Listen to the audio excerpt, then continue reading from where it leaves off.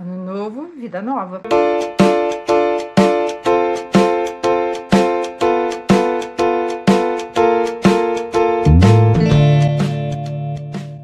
E por que que eu estou voltando a gravar vídeo novo aqui para o canal? Bom, antes de mais nada, você já sabe que eu já tinha entregado o meu melhor e mais relevante para você. Já tinha publicado e são justamente os primeiros vídeos, os vídeos mais antigos, que são a razão da existência desse canal, para ensinar você como entender a Bíblia, como encontrar o Deus que inspirou nas páginas dela, como ver uma lógica, uma sequência. Foi para isso que eu criei esse canal em 2016, com os vídeos justamente os mais importantes, contendo princípios que não mudam.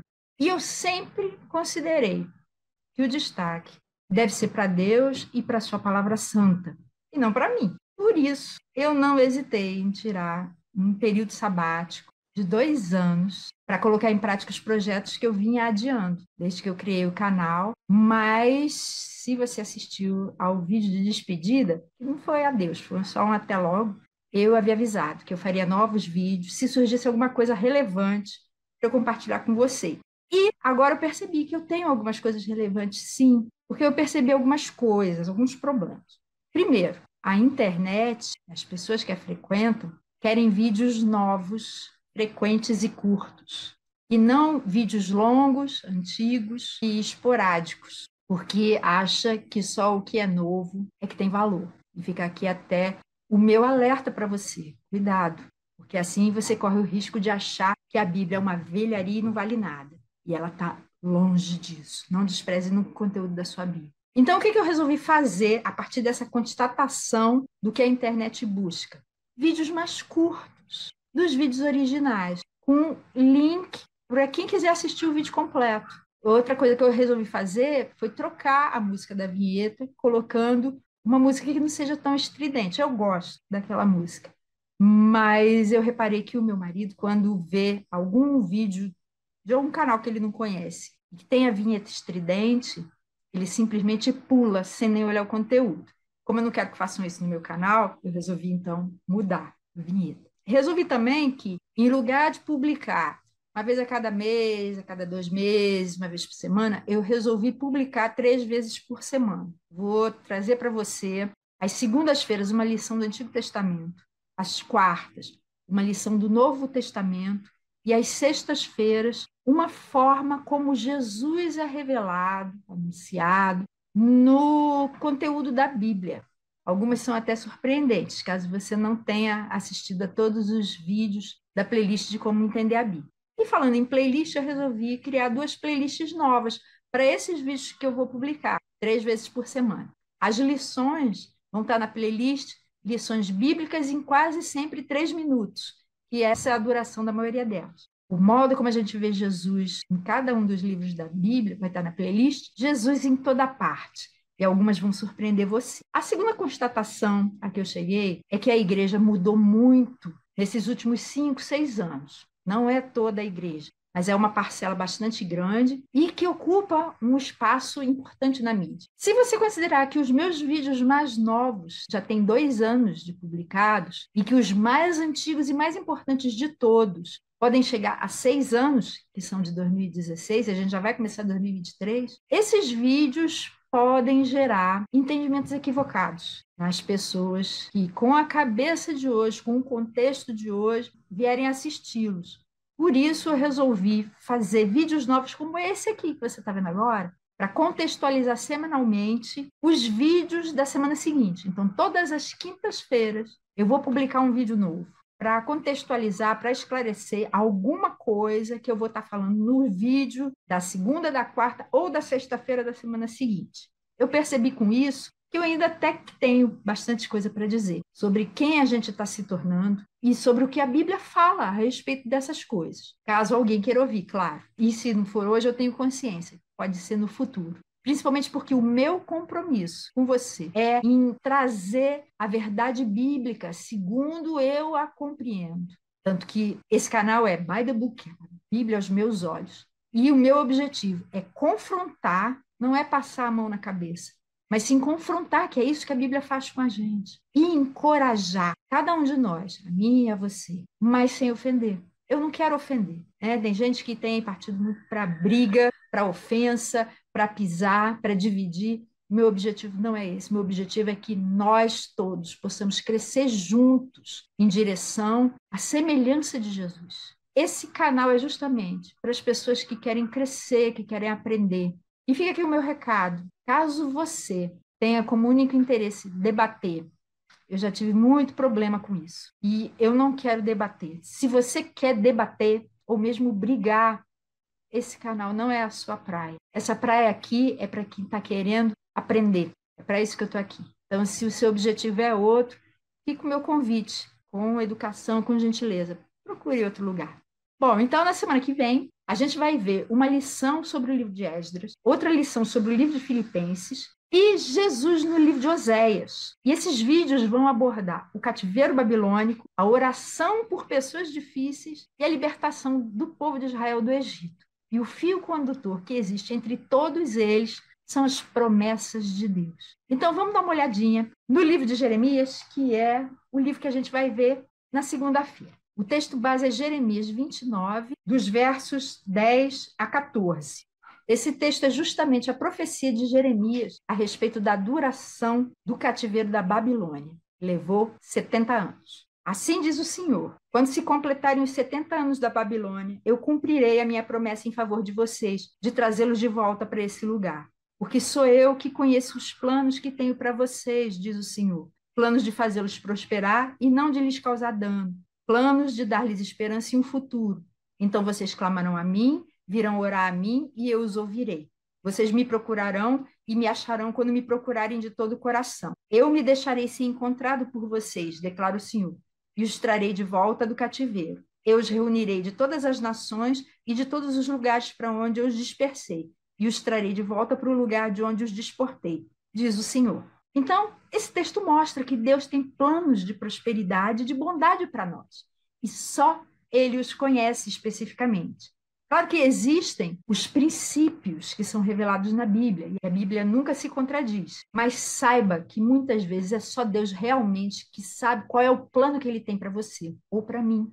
E não necessariamente alguma pessoa que fale ou diga que fale em nome de Deus. Tem muita profecia que não passa de profetada, manipulando as pessoas com propósitos nada cristãos. Por isso é que é tão importante você conhecer a Bíblia. Por isso que eu criei esse canal, para você não precisar ser manipulado, para você não precisar depender de alguém explicando a Bíblia para você. Você, com a orientação do Espírito Santo, é capaz de entender a Bíblia, é capaz de extrair lições para a sua vida, é capaz de saber o que Deus tem para falar para você agora, hoje, no seu contexto específico.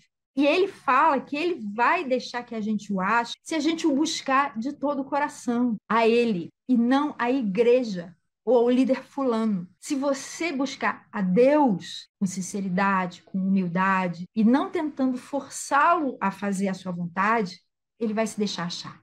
A igreja, infelizmente, está criando a sua própria versão do cativeiro babilônico. Você sabe por que foi necessário o cativeiro babilônico? Porque Israel e Judá, que haviam se separado, transformando-se em dois reinos, haviam se afastado de Deus. Primeiro, Israel se tornou uma nação completamente idólatra e foi invadida pelos assírios. Alguns séculos depois, foi a vez de Judá. E o cativeiro babilônico foi a forma que Deus encontrou para curar Judá dessa idolatria. E da mesma forma que Israel e Judá, a igreja também está adorando falsos deuses, como a prosperidade, que Paulo chama de amor ao dinheiro em 1 Timóteo 6,10, e Jesus chama de mamon no original de Mateus 6,14. Lembra quando ele falou? Vocês não podem servir a Deus e as riquezas. No original ele fala, vocês não podem servir a Deus e a mamon. É uma entidade espiritual que está por trás do dinheiro. E a igreja também está se tornando escrava de líderes opressores, que prometem liberdade e paz, mas criam seguidores compulsórios, obrigatórios, que não têm a chance de fazer escolha e que se tornam violentos, hipócritas e cristãos só no discurso. Infelizmente, é isso que está acontecendo. Deus usa cativeiros para nos disciplinar e nos curar, incluindo no bolo até quem não está precisando disso.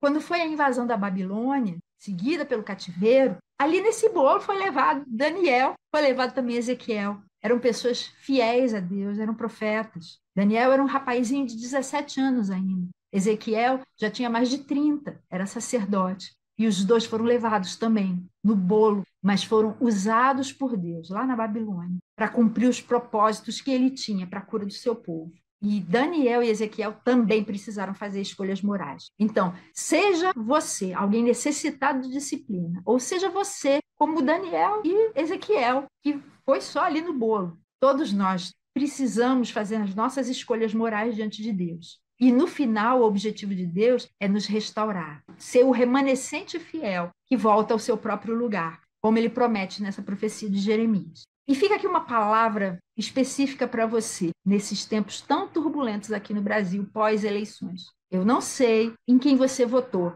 eu nem quero saber, mas em qualquer hipótese, a Bíblia tem o mesmo caminho para você em Mateus capítulo 11, versos 29 e 30.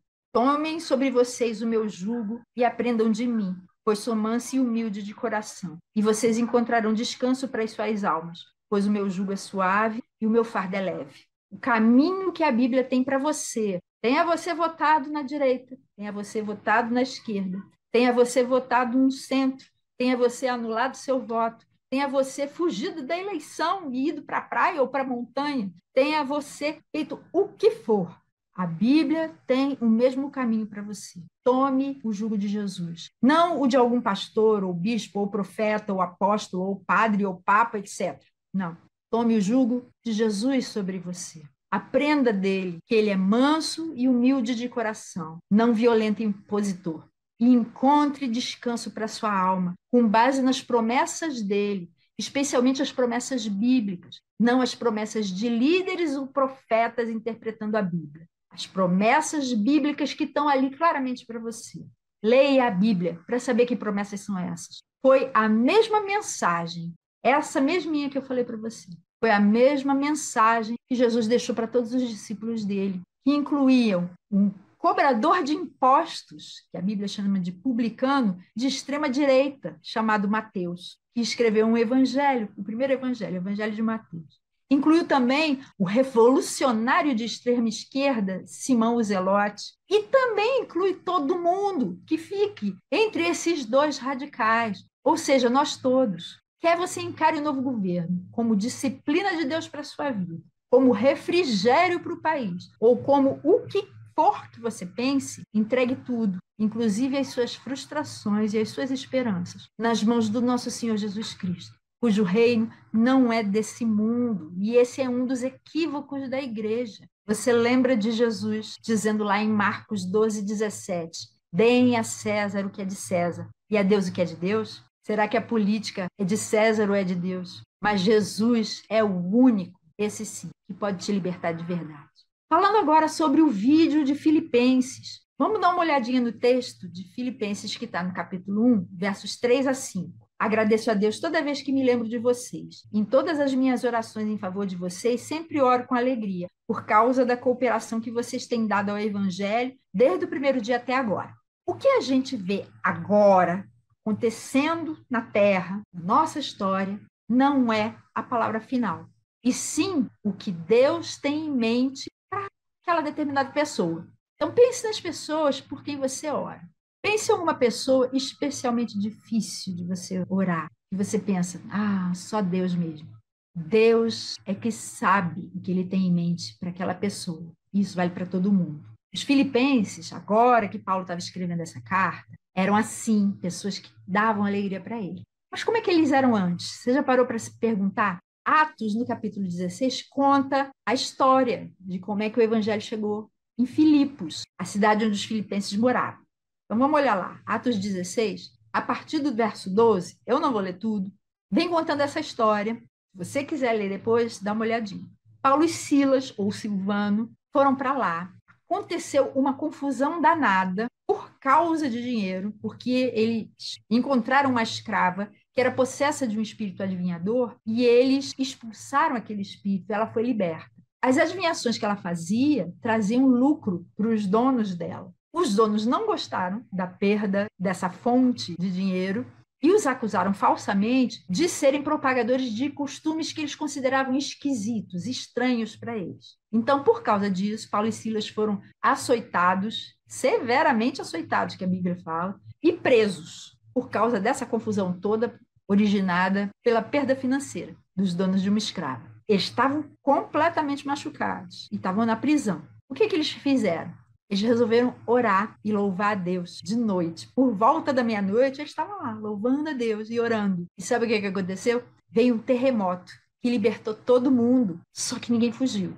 Quando o carcereiro viu isso, ele pensou que todo mundo tinha fugido e ele seria morto por causa da perda dos presos. Mas ele acabou se convertendo. Paulo falou, não, ninguém fugiu, está todo mundo aqui. E no verso 31, tem um versículo que é bastante conhecido nosso, que é, crê no Senhor Jesus e serás salvo, tu e tua casa. Foi isso que Paulo falou para ele. Porque ele perguntou, senhores, o que eu devo fazer para ser salvo? Ele provavelmente já tinha ouvido a pregação. Tinha ficado tocado por essa pregação, e Paulo respondeu isso. Creia no Senhor Jesus e você vai ser salvo. Você e a tua casa. E ele creu. A casa dele também creu, os parentes, a família dele creram também, foram todos batizados. E houve uma mudança completa. E foi assim, junto com algumas outras pessoas, como Lídia, por exemplo, que a igreja em Filipos começou. Os filipenses cristãos começaram ali. E Paulo, nessa carta, fala que orava por eles com alegria depois disso. Mas e antes? O que Paulo fazia antes dele se converter? Ele orava e cantava hinos. É o que está no verso 25.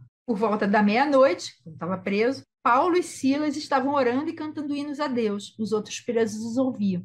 Então, Paulo orava também. E provavelmente estava orando por eles, pelos moradores de Filipos. E não eram orações para ficar choramingando, se lamentando. Se soubesse que ia ser isso, eu não tinha vindo. Senhor, como é que o Senhor pode nos desamparar? Não, não foi isso. Eram orações para expressar confiança absoluta nos propósitos de Deus, com alegria também, que por isso se cumpriram esses propósitos, formando uma das mais sólidas igrejas daquela época. Então, quando você for assistir o vídeo sobre a carta aos Filipenses, tenha esse quadro todo em mente. A respeito do livro de Oséias, como é que a gente vê Jesus no livro de Oséias? Muita gente me pergunta se Ezequiel era Jesus. As pessoas veem o vídeo de Ezequiel, aí depois vem para mim, Ezequiel era Jesus? Principalmente porque ao longo do livro de Ezequiel, da profecia dele, ele é chamado constantemente de filho do homem, que é como Jesus se apresentava também. Às vezes tem pessoas que perguntam sobre outra pessoa da Bíblia, é Jesus? A minha resposta é, não, não é Jesus. Mas toda a Bíblia fala a respeito de Jesus, porque ele é o centro de tudo. Ele é o centro de todas as coisas e ele é o centro da Bíblia também. Vamos dar uma olhadinha do versículo que está lá em Colossenses, capítulo 1. Aliás, é um conjunto de versículos que vai do verso 12 até o verso 20, dando graças ao Pai que nos tornou dignos de participar da herança dos santos no reino da luz. Pois ele, o Pai, nos resgatou do domínio das trevas e nos transportou para o reino do seu Filho amado, em quem temos a redenção, a saber, o perdão dos pecados. Ele é a imagem do Deus invisível, o primogênito de toda a criação, pois nele foram criadas todas as coisas nos céus e na terra, as visíveis e as invisíveis, sejam tronos ou soberanias, poderes ou autoridades. Todas as coisas foram criadas por ele e para ele. Ele é antes de todas as coisas e nele tudo subsiste. Ele é o cabeça do corpo, que é a igreja. É o princípio e o primogênito dentre os mortos, para que em tudo tenha supremacia, pois foi do agrado de Deus que nele habitasse toda a plenitude e por meio dele reconciliasse consigo todas as coisas, tanto as que estão na terra quanto as que estão no céu, estabelecendo a paz pelo seu sangue derramado na cruz. A Bíblia trata disso, em como o homem criou uma inimizade com Deus, na pessoa de Adão, nosso primeiro representante. E desde que isso aconteceu, Deus já começou a apontar para Jesus, indicar que ele ia fazer uma reviravolta nessa história toda. Então, a Bíblia, no Antigo Testamento todinho, anuncia Jesus. E no Novo, ela mostra como Jesus é o cumprimento de todas essas promessas que haviam sido anunciadas. O Antigo Testamento, então, é a promessa, é o anúncio da futura vinda de Jesus. Na história humana, que já se cumpriu para nós, ou então ainda na parte que vai se cumprir, nas profecias escatológicas. E o Novo Testamento é o cumprimento dessas promessas, mostrando claramente aspectos a respeito de Jesus e da sua obra, como as ênfases diversas, por exemplo, dos 4 evangelhos. Você vê Jesus sendo mostrado no Evangelho de Mateus como o rei que é o cumprimento das promessas dos profetas. Você vê no Evangelho de Marcos Jesus como o servo sofredor. Você vê no Evangelho de Lucas Jesus como o perfeito homem divino. E você vê Jesus no Evangelho de João como o Verbo de Deus que se fez carne para nos salvar. A gente encontra isso desde o livro de Gênesis. A gente chama de tipos de Cristo.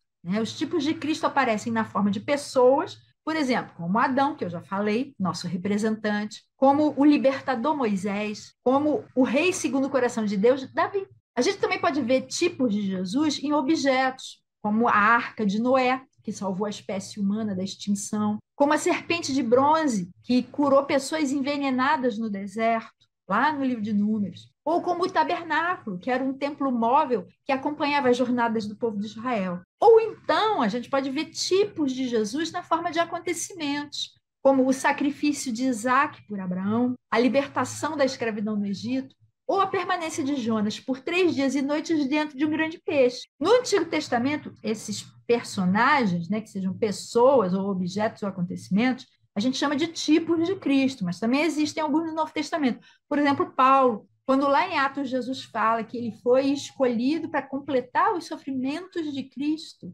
ele é uma figura de Cristo também, um tipo de Cristo. Ou os próprios discípulos, que são imitadores de Jesus, como Paulo também disse que ele é. Algumas vezes os tipos de Cristo aparecem bem claros, bem escancarados. Outras vezes aparecem meio escondidos. E a minha tarefa nos vídeos das sextas-feiras vai ser mostrar para você alguns desses tipos de Cristo em toda a Bíblia. Os tipos que eu mostro lá não são todos. Tem muitos, muitos, muitos outros, além desses que eu vou estar mostrando para você. E como Jesus realmente está presente em toda parte. Não só na Bíblia, mas na nossa vida diária, em todas as coisas que nos acontecem. E eu quero estimular você a procurar a relação entre a Bíblia e tudo que acontece na sua vida, no seu cotidiano, e ver como é impossível separar qualquer coisa de Deus e do seu amor por nós. Como fala lá em Romanos 8, versos 38 e 39. Quem nos separará do amor de Deus? Será altura, profundidade? Não, nada.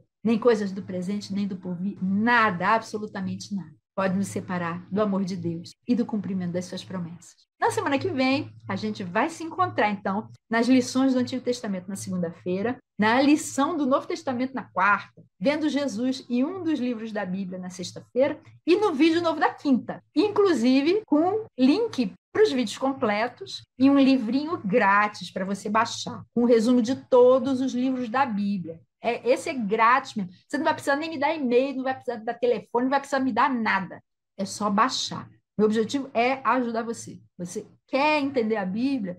Vai lá, baixa o livrinho e leia, aprenda e encontre o Deus da Bíblia nas páginas que ele mesmo inspirou. Se você quiser que às quintas-feiras esses vídeos novos sejam como estreia, para poder fazer perguntas para mim ao vivo no chat, comenta aqui embaixo. Dizem que horário você acha que seria melhor, no fim da tarde, durante a noite. Se você não falar nada, vai ficar tudo igual, do jeito que está.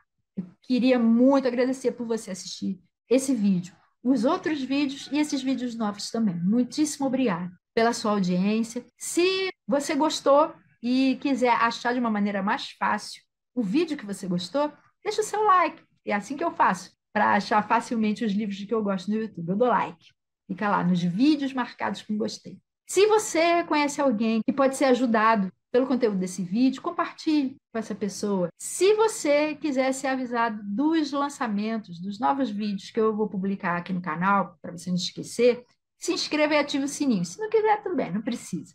Isso é só para facilitar a sua vida mesmo. Então, mais uma vez, feliz ano novo. Eu desejo que Deus esteja fazendo na sua vida uma coisa nova, uma coisa grande, uma coisa boa. E que ele use 2023 para fazer alguma diferença, realmente, no seu caminhar com ele. Muitíssimo obrigada. Fica com Deus e tchau.